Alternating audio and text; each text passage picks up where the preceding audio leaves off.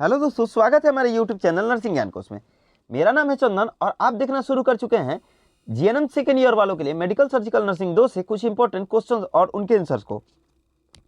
आशा करते हैं वीडियो पसंद आएगा। अगर वीडियो पसंद आता है तो हमारे चैनल को जरूर सब्सक्राइब कीजिए, साथ ही वीडियो को लाइक तथा अपने दोस्तों में भी जरूर शेयर कीजिए। चलिए बढ़ते हैं आज के पहले क्वेश्चन की तरफ। आज का जो पहला क्वेश्चन है वो है फेफड़ों का कैंसर, ठीक है, यानी लंग्स कैंसर।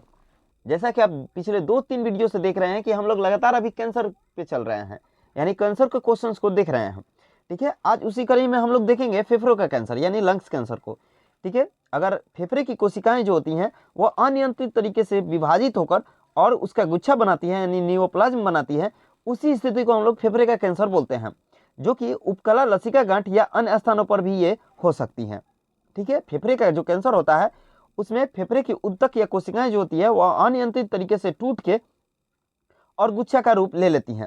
यह फेफड़ों की उपकला लसिका गांठ या अन्य स्थानों पर हो सकता है। अगला है इसके लक्षण, ठीक है, क्लिनिकल फीचर।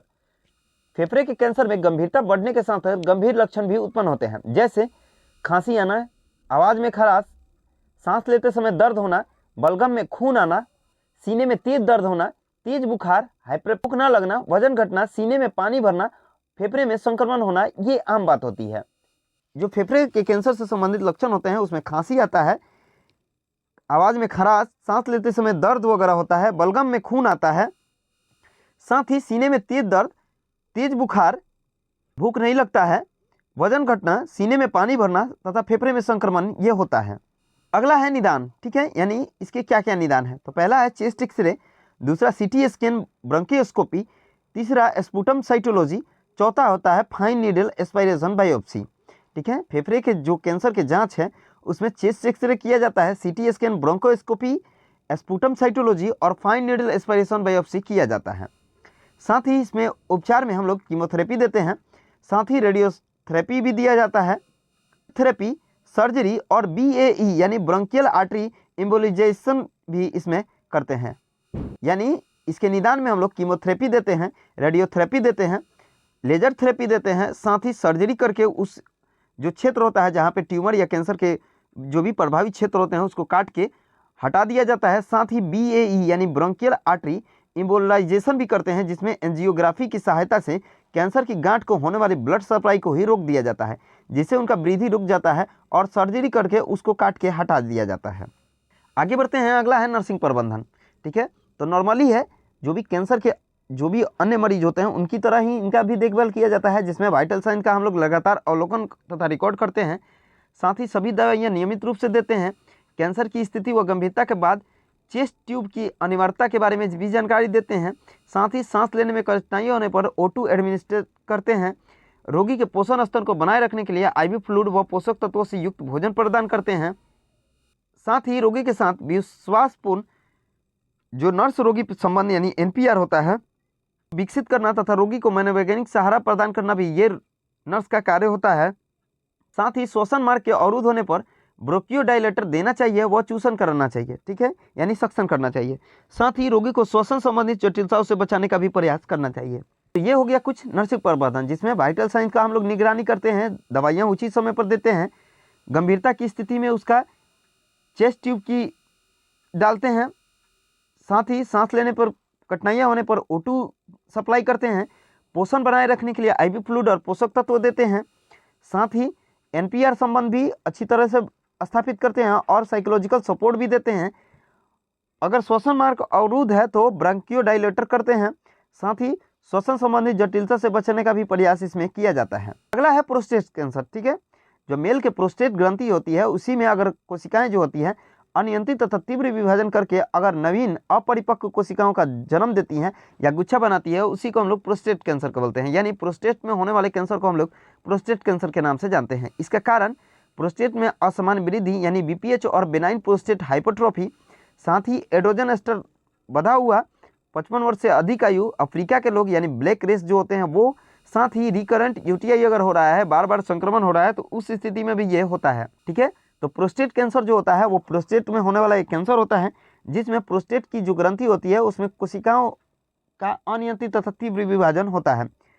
साथ ही इसके जो कारण होते हैं वो BPH का बढ़ना, एड्रोजन का बढ़ना, 55 वर्ष से अधिक की आयु, अफ्रीका के लोग और बार बार संक्रमण होने के कारण भी ये होता है। अब हम लोग देखेंगे इसके लक्षण को। तो पहला है मूत्र मार्ग संकरा हो जाता है, साथ ही मूत्र की जो धार होती है वो पतली हो जाती है, पेशाब करने में तेज दर्द होता है, पेशाब करने के लिए अधिक प्रयास करना पड़ता है तथा पेशाब की बूंद जो होती है वो बूंद बूंद करके गिरती है। साथ ही संक्रमण होते रहता है जिससे सिस्टाइटिस या यूटीआई इन्फेक्शन ये सब होते रहता है और पेशाब में भी रक्त आता है, साथ ही बेचैनी भी बढ़ता है। तो ये हो गया कुछ लक्षण जिसमें stricture urethra, thin urine stream, dysuria, forcefully widening, dribbling of urine, infection like UTI, cystitis, haematuria और रेस्टलेस जैसी समस्या उत्पन्न होती है। अगला है इसका निदान, ठीक है, यानी डायग्नोसिस। तो इसमें हम लोग uroflowmetry, excretory urography, cystoscopy, serum PSA test और इंट्रावेसिकल पाइलोग्राम करते हैं। साथ ही MRI, ultrasonography, CT scan, urine cytological examination और प्रोस्टेट का बायोप्सी भी इसमें किया जाता है। जो निदान है उसमें uroflowmetry, excretory urography, cystoscopy, serum PSA test, intravesical pyelogram, MRI, ultrasonography, CT scan, urine cytological examination और प्रोस्टेट बायोप्सी करते हैं। इसके उपचार में हम लोग यदि रोगी जो होता है इसके उपचार में हम लोग रेडिकल प्रोस्टेक्टोमी करते हैं जिसमें सर्जरी करके और प्रोस्टेट ग्लैंड को हटा देते हैं। ये मेनली जो होता है वह 70 वर्ष से कम आयु के रोगी में ही किया जाता है। साथ ही अगर उसका आयु 70 वर्ष से अधिक हो तो उसे हम लोग इंटरनल रेडियोथेरेपी या क्रायो सर्जरी करके उसको हटाते हैं। यदि प्रोस्टेट कैंसर में मेटास्टेसिस हो चुकी है तो रेडिकल प्रोस्टेक्टोमी के साथ साथ ऑर्किडेक्टोमी भी करते हैं। साथ ही रोगी को हार्मोन थेरेपी भी दिया जाता है, जैसे सिंथेटिक एस्ट्रोजन, एंटी एंड्रोजन, ये सब जो हार्मोन है वो थेरेपी के थ्रू दिया जाता है। साथ ही रोगी को कीमोथेरेपी भी देते हैं जिसमें कुछ विशेष दवाओं का उपयोग करके और कोशिकाओं की वृद्धि को रोकते हैं या फिर मारते हैं। ठीक है, तो ये हो गया उपचार जिसमें हम लोग रेडिकल प्रोस्टेक्टोमी करते हैं, साथ ही इसमें क्रायो सर्जरी भी किया जाता है और इंटरनल रेडियोथेरेपी भी दिया जाता है। साथ ही मेटास्टेसिस की उपस्थिति में रेडिकल प्रोस्टेक्टोमी के साथ साथ ऑर्किडेक्टोमी भी करते हैं और हार्मोन थेरेपी भी इसमें दिया जाता है, साथ ही कीमोथेरेपी भी इसमें चढ़ाया जाता है। अगला है नर्सिंग प्रबंधन यानी नर्सिंग मैनेजमेंट।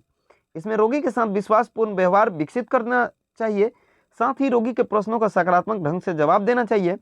रोगी को यूरिनरी कैथेटर लगे रहने के लिए बताया जाता है तथा इसकी आवश्यक देखभाल भी की जाती है। साथ ही रोगी को दर्द होने पर एनाल्जेसिक प्रदान करते हैं तथा तीव्र दर्द होने पर ऑपोइड एनाल्जेसिक भी दिया जाता है। साथ ही यदि रोगी को डिहाइड्रेशन है तो IV फ्लूइड इन्फ्यूजन देते हैं। रोगी को 24 घंटे का इनटेक आउटपुट चार्ट मेंटेन किया जाता है। साथ ही रोगी को बेड सोर से बचाने के लिए एयर मैट्रेस उपलब्ध कराया जाता है और रोगी के परिचितों को सदैव सकारात्मक व्यवहार के लिए प्रेरित करने के बोलना चाहिए। साथ ही रोगी की व्यक्तिगत स्वच्छता को बनाए रखना चाहिए। अगर रोगी की सर्जरी के उपरांत अपूतित तकनीक यानी एसेप्टिक टेक्निक द्वारा नियमित समय पर ड्रेसिंग भी करना चाहिए और रोगी के वाइटल साइंस को नियमित रूप से नोट करना चाहिए और इनटेक आउटपुट चार्ट में भी इसको मेंटेन करके रखना चाहिए। साथ ही उल्टी तथा दस्त के द्वारा होने वाले फ्लूइड लॉस की गणना भी करते हैं और सर्जरी के बाद कैंसर की स्थिति एवं इसके प्रभाव के बारे में रोगी में व्याप्त भ्रम का समाधान भी करना चाहिए और रोगी के पोषण की आवश्यकता का ध्यान रखकर उसे पूरा भी करना चाहिए। ठीक है, तो ये हो गया नर्सिंग प्रबंधन जिसमें NPR विकसित करते हैं, IV फ्लूइड वगैरह मेंटेन करते हैं, इनटेक आउटपुट चार्ट को मेंटेन करते हैं, स्वच्छता पे ध्यान रखते हैं, रोगी के दर्द होने पर एनाल्जेसिक और तेज दर्द होने पर ऑपोइड एनाल्जेसिक देते हैं, डिहाइड्रेशन की स्थिति में IV फ्लूइड द्वारा इन्फ्यूजन देते हैं। साथ ही बेडसोर की स्थिति में या बेडसोर से बचाने के लिए एयर मैट्रेस उपलब्ध कराते हैं और उसको अच्छी तरह से हम लोग सकारात्मक व्यवहार लाते हैं और स्वच्छता का भी ध्यान रखते हैं। अगला है गैस्ट्रिक कैंसर। ठीक है, अगला है गैस्ट्रिक कैंसर। ठीक है, तो आमाशय में होने वाले मैलिग्नेंट ट्यूमर जो होते हैं उसी को हम लोग गैस्ट्रिक कैंसर के नाम से जानते हैं। ठीक है, जो स्टोमक होता है उसी में अगर किसी प्रकार का मैलिग्नेंट ट्यूमर हो जाता है तो उसी को हम लोग गैस्ट्रिक कैंसर बोलते हैं। इसका कारण गैस्ट्रिक अल्सर भी हो सकता है, साथ ही आहार में कम फल तथा सब्जियों का उपयोग करने से भी ये होता है, हाई कार्बोहाइड्रेट डाइट भी लेने से होता है, ज़्यादा मात्रा में शराब के सेवन से भी ये होता है, साथ ही पर्निशियस एनीमिया है तो उस स्थिति में भी जो होता है वो गैस्ट्रिक कैंसर उत्पन्न होता है। और भी इसके कारण हैं जैसे gastric inflammation, symptom of gastric cancer, साथ ही nausea and vomiting, anorexia and weight loss, fatigue, abdominal pain, constipation, dysphagia और एनीमिया इसके लक्षण हो सकते हैं। ठीक है, जो आमाशय कैंसर है वो आमाशय में होने वाला कैंसर है जो कि गैस्ट्रिक अल्सर के कारण या हरे पत्तेदार सब्जियों या फलों का कम सेवन करने से, उच्च कार्बोहाइड्रेट युक्त आहार लेने से यानी हाई कार्बोहाइड्रेट डाइट लेने से, शराब के सेवन से, परनीशियस एनीमिया वगैरह से, साथ ही गैस्ट्रिक इन्फ्लेमेशन या गैस्ट्रिक कैंसर या नोजिया, वोमिटिंग, एनोरेक्सिया तथा wait loss, fatigue, abdominal pain, constipation, dysphagia, anaemia इसके लक्षण हो सकते हैं। इसमें निदान में हम लोग CT scan, cytologic study, barium X-ray examination और इंडोस्कोपी या बायोप्सी इसमें करते हैं। ठीक है, जो गैस्ट्रिक कैंसर होते हैं उसमें हम लोग CT scan, cytologic study, barium X-ray examination और इंडोस्कोपी या बायोप्सी करते हैं। इसके मैनेजमेंट में हम लोग वाइटल साइन वगैरह का निरीक्षण करते हैं, साथ ही सर्जरी वाले हिस्से पे लगातार हम लोग देखरेख करते हैं और रक्त या फ्लूइड के सिक्रीशन की स्थिति में तुरंत चिकित्सक को सूचना देते हैं। साथ ही क्लोस्टोमा स्टोमा की स्थिति में उसको सूखा तथा साफ सुथरा रखते हैं और इसके तरल इलेक्ट्रोलाइट के स्तर को बनाए रखने के लिए आईवी फ्लूइड वगैरह देते हैं। साथ ही रोगी के आंत तथा मूत्राशय गति की नियमित देखभाल करते हैं, यानी बॉवेल एंड ब्लाडर की गति यानी मूवमेंट को हम लोग देखभाल करते हैं और उसको हमेशा ध्यान में रखते हैं। साथ ही रोगी के पोषण के स्तर को बनाए रखने के लिए निश्चित समय अंतराल पर भोजन भी प्रदान करते हैं। साथ ही रोगी के क्लोस्टोमी की गई हो तो रोगी के क्लोस्टोमी इरिगेशन समय पर करना चाहिए और रोगी को सर्जरी के उपरांत होने वाली जटिलता से बचाना चाहिए। ठीक है, यह है कुछ नर्सिंग प्रबंधन। ठीक है, आज के लिए बस इतना ही। आशा करते हैं वीडियो पसंद आया होगा। अगर वीडियो पसंद आया है तो हमारे चैनल को जरूर सब्सक्राइब कीजिए, साथ ही वीडियो को लाइक तथा अपने दोस्तों में भी जरूर शेयर कीजिए। अगर आप इस वीडियो से संबंधित पीडीएफ को देखना चाहते हैं तो हमारे डिस्क्रिप्शन बॉक्स में लिंक मौजूद है जिस पे आप टाइप करके पीडीएफ को देख सकते हैं। मिलते हैं नेक्स्ट वीडियो में, तब तक के लिए धन्यवाद।